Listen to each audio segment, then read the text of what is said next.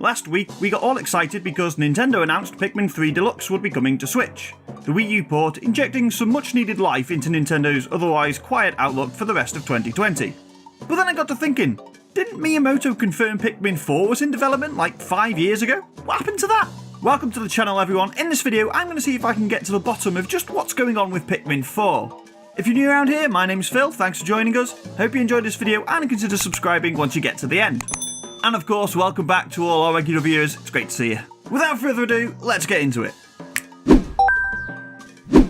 So yes, Pikmin 3 is getting another outing, with the Switch's deluxe version bringing the Wii U title onto a system people actually own, along with all of the DLC and a bunch of other extra goodies.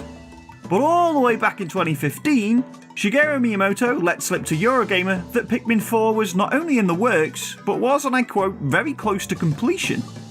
This isn't the first time Miyamoto has gone off half-cocked of course, but Nintendo did confirm the game was in development to Eurogamer in a later statement. Miyamoto then reiterated that the game was being worked on to Game Rant in 2016, before later being asked about it by Eurogamer once again during the promotion for 3DS spin-off Hey Pikmin a year later. Joking about how he'd prematurely let the cat out of the bag, Miyamoto said, "I've been told not to share anything about this from PR, but I can tell you it is progressing." So that confirms that Pikmin 4 and Hey Pikmin are indeed different games. I doubt Nintendo's PR would have told Miyamoto not to talk about a game that was launching a month later. But that being the case, what has happened to Pikmin 4 since then? Pikmin has a very passionate fanbase, but it's a small one. The three mainline games have just about scraped past 1 million sales each, and it may well have been the case that Hey Pikmin was an attempt to try something new in order to attract more people to the franchise. To put it bluntly, it failed, barely managing 400,000 sales on a system that had upwards of 60 million users.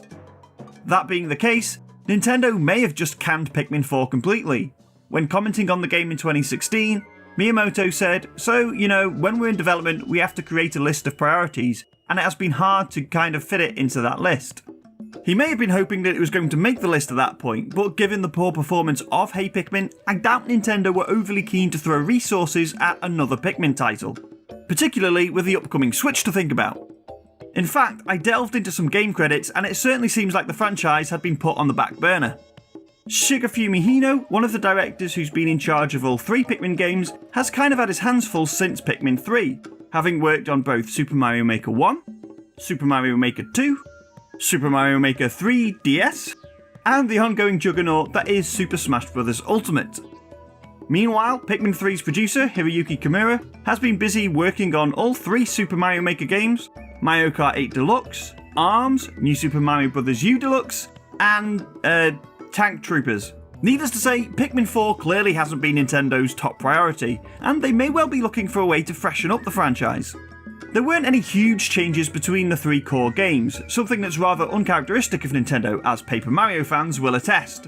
And in a 2016 interview with Katie Linendahl, Miyamoto expressed regret that Pikmin had never achieved the popularity he had hoped for it, remarking how he'll perhaps have to put some more energy into the series in future.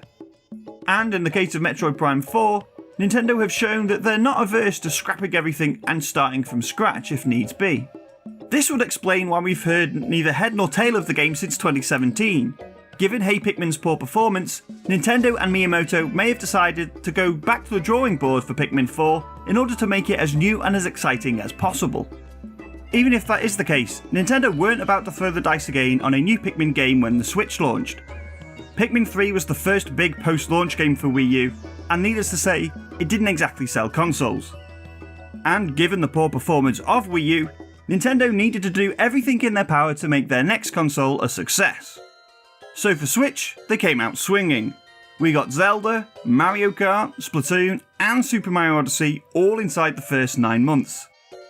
And with Hey Pikmin being the flop that it was, Nintendo weren't about to make Pikmin 4 a development priority anytime soon, instead following those big hitting launch window titles with the likes of Smash Bros, Pokemon, and Animal Crossing. So maybe that's why we're getting Pikmin 3 Deluxe. It's Nintendo testing the water with the franchise one last time.